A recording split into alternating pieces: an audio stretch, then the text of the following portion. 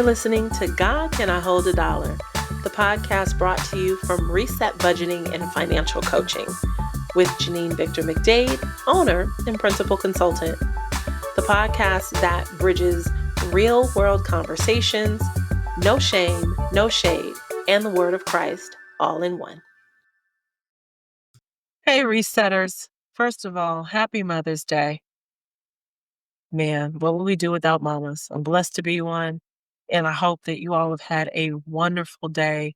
To all the mothers, the grandmothers, the godmothers, the aunties, the cousins, the mother figures that are out here, covering these babies and taking the children under our wing. I just want to say happy Mother's Day to you. God bless you. And there is still light in the day and time in the day here in California. So I hope you all are keeping the party going and that you are being celebrated and uplifted and encouraged today. I do want to thank my wonderful husband, my mother-in-law, my family, just for celebrating me and loving on me today.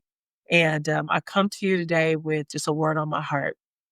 Now, I literally just recorded a 27-minute video full of testimony and tears and just pouring out my heart. And then, guess what? Of course, no audio to the video. Check the levels, everything, all the microphones, everything was correct. No audio. And I'm like, okay, we're going to record this again because I don't know who this is for, but I had a revelation today. And I always want to be transparent. I always want to give the real. I always want to be true and honest to God, to whoever chooses to watch these videos and to reset the business. And so today was just, man, powerful move of God in the house today. Just, man, God showed up and he showed up in so many ways for me today. In transparency, this season in my life and in my home's life, it has really felt like the frogs and the locusts type of a season for those of y'all, that can reference the word, in the Old Testament. And there have been things that have just come at us in the last year and a half, just crazy. The government, the IRS, taxes. I mean, I am one, baby. I'm going to file on time. My ducks are going to be in a row. My T's are going to be crossed. My I's are going to be dotted. Like I do not play. But when I tell you that the IRS has come up with these astronomical, crazy amounts to our household, like this can't possibly be right. They have impacted our budget, impacted how we move. And let me tell you why. Just a side note, if you are someone who has decided to extend and you filed an extension and extended your time to file your taxes until October. I'm not a CPA. I'm not a tax professional. So I'm giving this as true information. This is not advice. But if you decided to do that, if you owe, then that tax debt, the clock begins to tick after April 15th, after the deadline. And so the interest in whatever the case may be that you've not paid, if you are someone who will owe or you will probably owe, that interest from the government not receiving their money begins in April. So it doesn't matter if you file in June or August or October, that interest on top of what you are going to owe back starts in April, starts after April 15th, whatever the deadline is to file your taxes, whether you filed an extension or whatever. So please keep that in mind. So with these amounts that have really impacted the way me and my family, how we move, how we manage our money, until we get this figured out, because I'm like, wait a minute, something needs to be amended. Something that doesn't seem right. This figure is crazy. I've never owed any kind of amount. Really, honestly, I normally get a refund back. So these things have been just really out of the norm. But until that is settled, the clock it started ticking. And so me and my family have had to pay and payment arrangements because what we did not want to do is we did not want to touch resources that are invested or that are set aside on something that just doesn't feel like it should be right in the first in the first place. And so we've had to just move some things around and it has been uncomfortable. It has literally gotten to the point where there are some things, there are some debts. I'm just like, you know what? We're just not gonna be able to pay that right now. That's where it's at. Because we don't want to be in an issue with the government where they start gleaning in your check and doing all the craziness that they can do. Because let me tell you, if it was the other way around, and they owed a refund, oh, it just gets to you when they process it. They're not going to add no extra interest, but you owe them, oh, they're going to start the clock of interest. It's, well, anyway. And so it's gotten to the point. It's such a crazy amount of money that's now going out of our household for this debt in this season that it's impacting other things that we had going on. And in that impact and transparency, you all, I've seen my credit score take a dip. Now, there are some revelations that I've had today, specifically, just right as service. God started just giving them to me, and I've been asking Him, like, I need to hear you. Lord, I need to hear you. Like, I need you to be so specific with me on the moves I need to make, just like you were with the children of Israel in the desert, like just like in the wandering place, just like you were when you were talking to David and you were giving him specifics. Lord, if I go and I start this war, will you be with me? God, are you going to give them in my hand? Like, I need that level of specificity in my life right now because I got to make the right moves, Lord. Got to make the right moves right now. And, with my credit score taking a dip, I really started kind of falling into a depression because I was focusing on the number and I wasn't focusing on the journey. Now, don't get me wrong. Like, if you've heard my story, I went from a 529 credit score and brought that up into the 700, 720, 750s, gave me access and ability and opportunity, buy property, things that I could not do. And so when I saw that number drop out of the 700s, it did something. And God was like, "You focusing on the number. Like, you didn't had a low credit score before, and I brought it up. Do you think I can't do that again? Do you think I can't bring it up and even make it better?" I was focusing on what I didn't have or what I wasn't seeing or what was happening, and I wasn't focusing on everything that the number afforded me that I still have in my hand.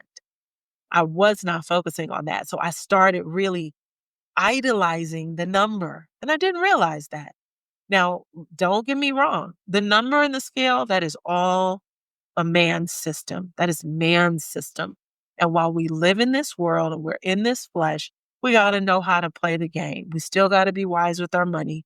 We still have to pray for wisdom over our money. We still should invest. We still should save. None of those things have changed. But I had to be clear of like, Janine, you are tripping too much off of the number. You have a home, you have property, there is still food in the fridge.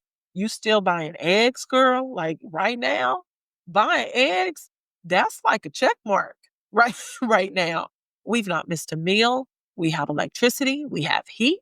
We have air conditioning. We got, there, all the things are in place. And God has been keeping us day to day to day.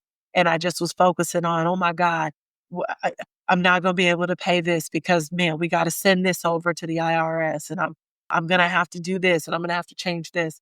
And I'm like, these are all the things that I talk to my clients about. It's going to be okay, Janine.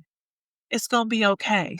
What also started falling in my spirit and really, really weighing me down is like, I don't want to be a fraud. It's about transparency. I want to be true to God's word. I want to be true to the people who choose to tune in to this channel and to my content. I want to be true to Reset as a business and really run it in honesty. And I started, like, the enemy started getting in my ear of like, well, you ain't got this credit score anymore. and you dealing with this situation. So how you gonna help other people right now? How are you gonna tell them what to do? And you having to move and deal with your money. Like really, that was the conversation in my head. And it started to bring me into a depression. And I had someone have to tell me, this is exactly what you should be talking about, because people are going through real world situations just like you, Janine. You've gone from a low place. You've been able to go back into the mountains. Now you're in a valley experience. It's just a test. God confirmed that for me today. It's just a test. You're in a valley moment. This is a moment in time for me in my life.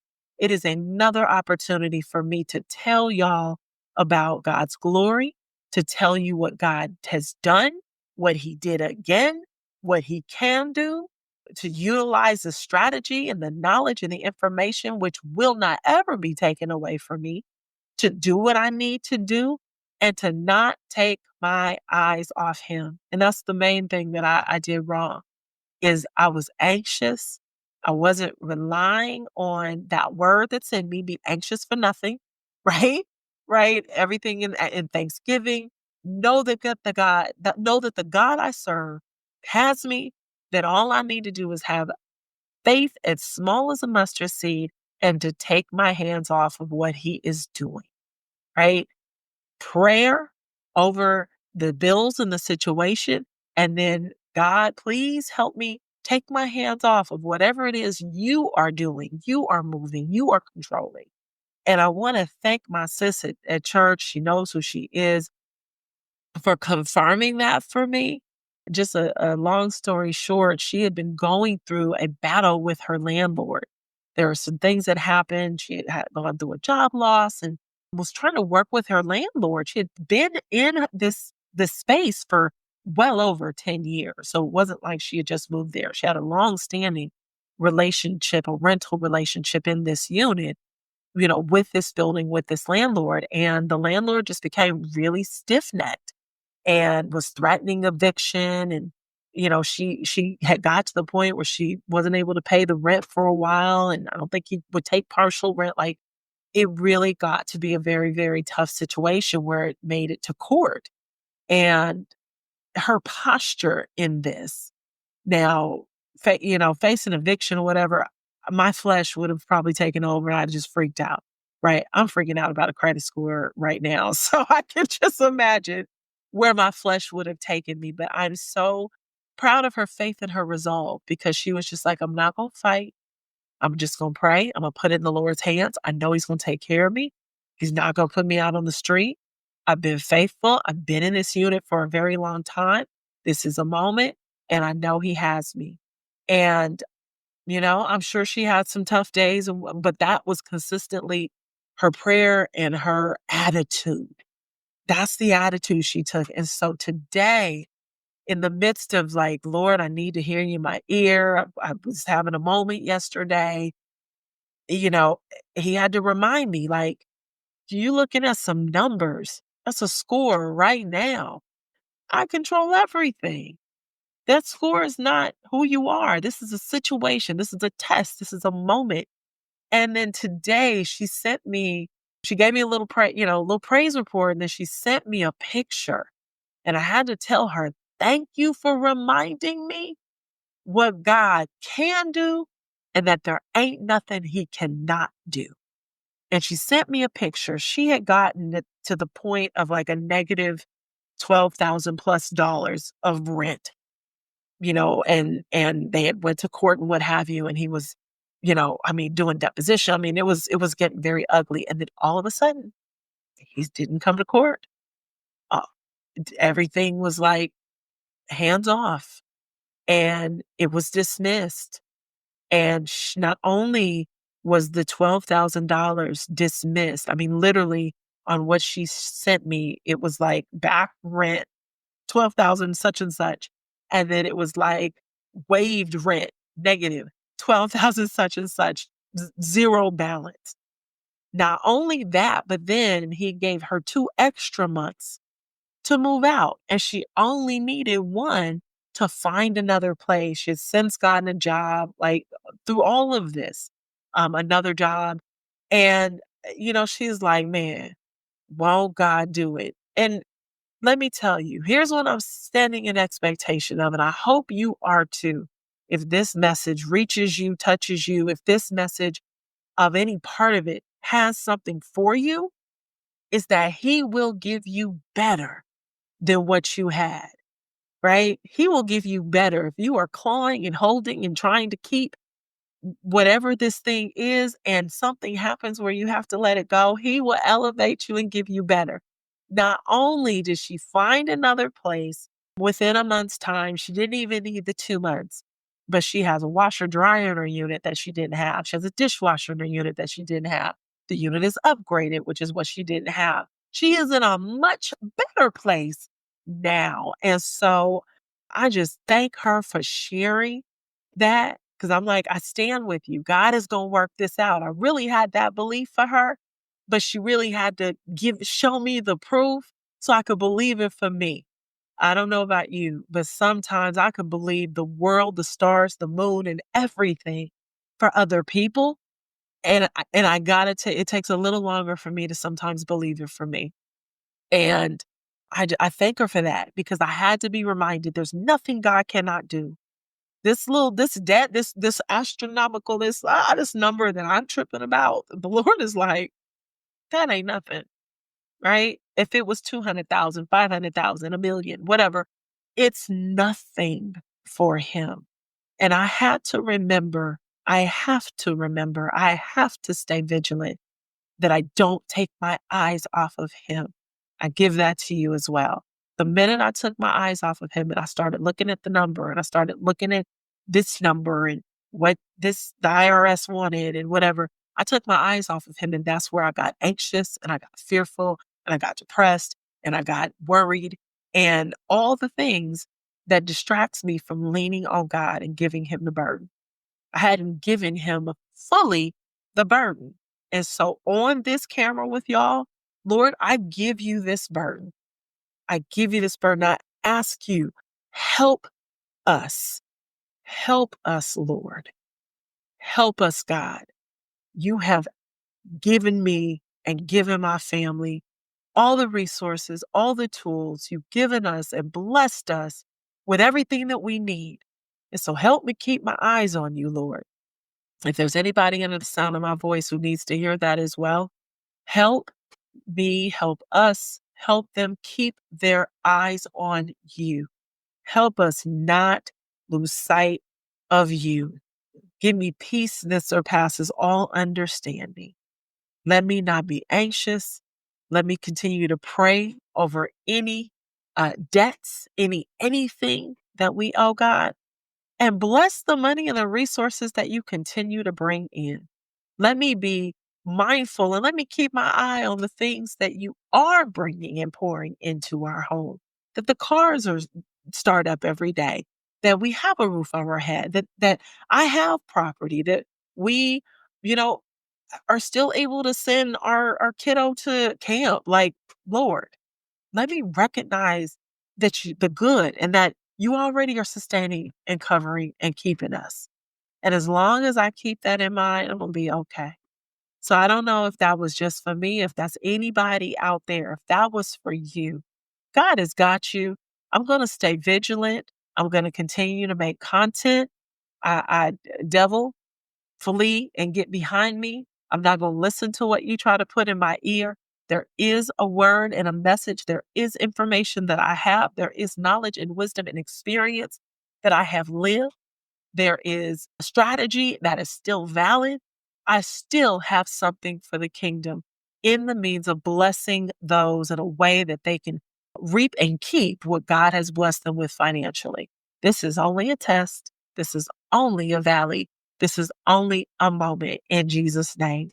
And sometimes you just got to say it like that to your burdens, to your finances. Sometimes you just got to say it like that, y'all. So I appreciate you tuning in. I thank you.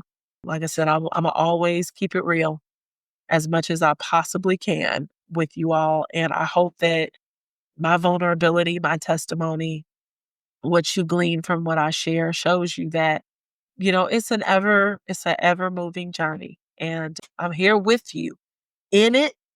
I'm here with you to take you and to guide you and to walk with you at times as well. So God bless you. Again, happy Mother's Day. I'm just blessed and I'm full and thankful. Oh, and I will share this. I know this is going to be a little longer of a video. In those weak moments when, I was thinking about that and the enemy was putting those thoughts in my head, what gave me pause and what just made me have to really stop and ask God, like, I need to hear from you, is I got the thought about, man, I could really be using the Lord's tithe, and I could actually get rid of this and that, and I could take care of this and that. And I maybe I can ask God for his permission to take and steal his tithe. It was re- it's, it was really appealing, y'all. You know, it's still it's not appealing in that I will do it, but the vision was there. I could see like, oh, I could wipe that out, that paycheck, and the Lord's tithe that's coming out of the house, man, that would take care of that bill. And I started to lose faith. And that was like alarm going off for me because I always told the Lord when I learned better that I would do better and I would never ever touch the Lord's tithe again, that I would give him back what was due him because he had blessed me so bountifully with the 90. And that's when I was like, Lord, I need to hear you because I've already got sketches of a budget and negatives in my head. And I don't want to use your tithe. Like I don't even want to consider that. Help me, God. And that's when he started talking. That's when he started giving me a little bit of strategy. So give me a little game to think about. And it just started coming. Like, girl, that credit score is nothing. It's a score. I gave it to you before. I can give you better. Right? This is man's system. You worried about the things of the spirit, right? This is man's system. And I know there's resources and things that I open up through man's system, right? But I'll open those up again to you. I'm going to sustain you. You got the house. The cars are working. You got everything that you need right now. You're going to be okay. We're going to get this done. That's what triggered it. So I don't want to curse on my money. It feels that way right now, but I know it's not. I know it's just a test, but I don't want to steal and rob God, literally take his money. I don't want to do that. I get a lot of joy out of being able to tithe and thinking about what I could tithe back in the day and what he's allowed me to be able to tithe our household, what we've been able to tithe now. It warms my heart to be able to do that. And the Lord gives an amazing tax write off too. But that's an addendum. That's some gravy of like, Lord, do what you need to do because I trust me. It's some other people who wish they were in your shoes.